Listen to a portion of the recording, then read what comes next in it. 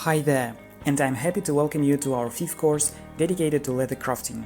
In this course, my dad and I are going to show you how to make a fabulous decorative handmade leather cowboy hat and leather jacket, which will sit on a large mug.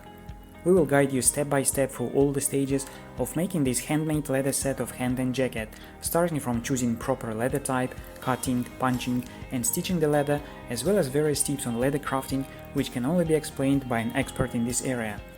What is cool about this course is that you will need very few materials and tools which you can buy online or in your local shop.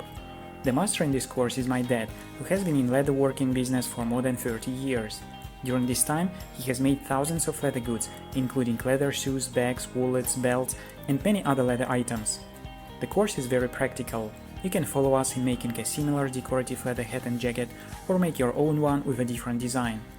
Handmade leather goods are very popular these days. You can personalize them and even start your own leather crafting business and start selling them on Amazon, Etsy, Instagram, or on your own website.